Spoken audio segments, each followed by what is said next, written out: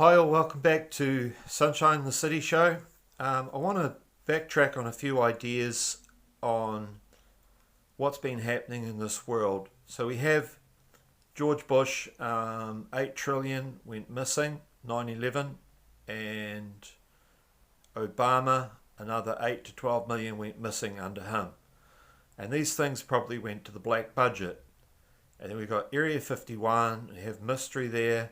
We have Jesse Ventura, who discovered a railway going under Denver and then discovered two cities not being freshly made underground, and they were connecting the two cities for the elite to live in possibly a pandemic kind of situation, which I think we're kind of in right now. So we've got Prince Charles, looks like he's in an underground bunker. People are saying Tom Hanks looks like he's been arrested by Trump, but looks to me, with the military numbers on the door, that he's possibly underground as well, in a military base underground.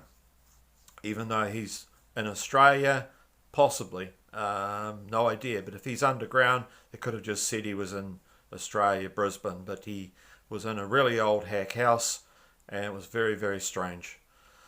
So what I'm piecing together is hearing a lot of rumours online about Trump in an underground war, which seems strange because you've got military bases underground which should have been working for him, but then a lot of them were private companies and they didn't adhere to the President of America because they were officially private, black op operations, CIA type operations.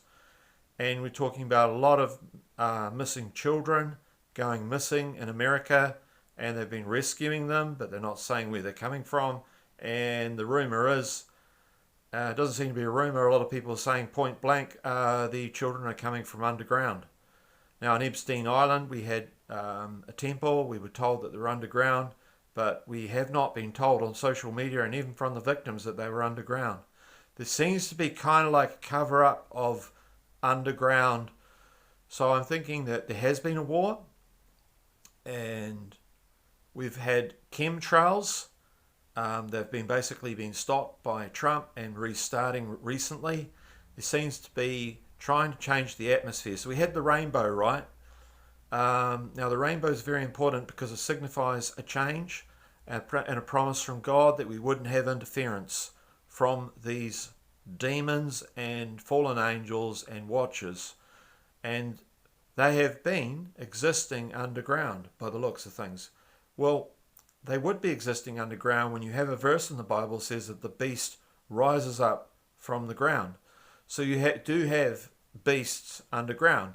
Whether you can get to them when you build military bases is another thing. But Antarctica is probably the key to that because there's been so much attention in Antarctica. And I think with the environment of Antarctica, you wouldn't need chemtrails as much because you have 300-mile-an-hour winds, which is not fit for humans. And therefore, that could be a place that the aliens are able to function.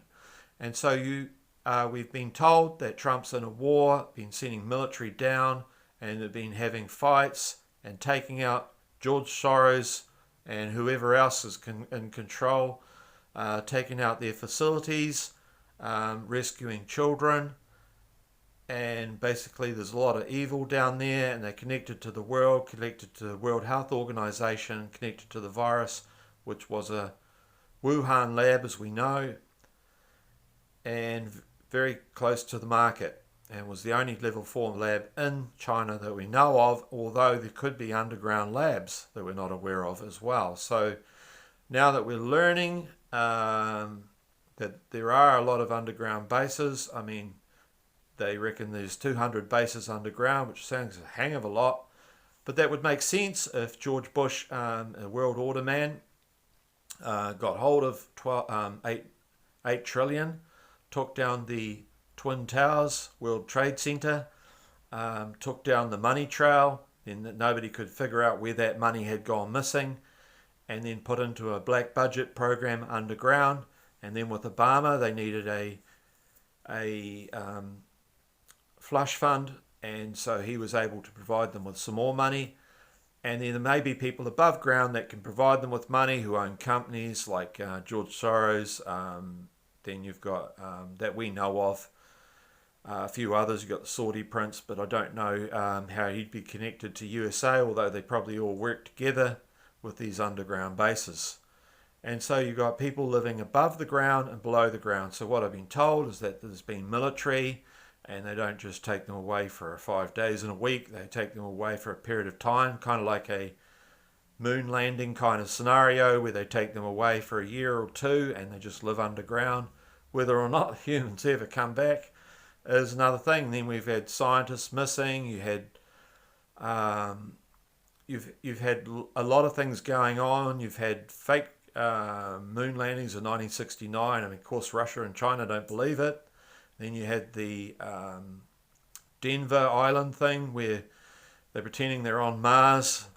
So I'm thinking that the real focus should have been underground this whole time. That lucky in New Zealand, because we don't really have underground places that you could do it. Christchurch, with the sulphur coming up, would not be a great one. Then you've got the fault line throughout New Zealand.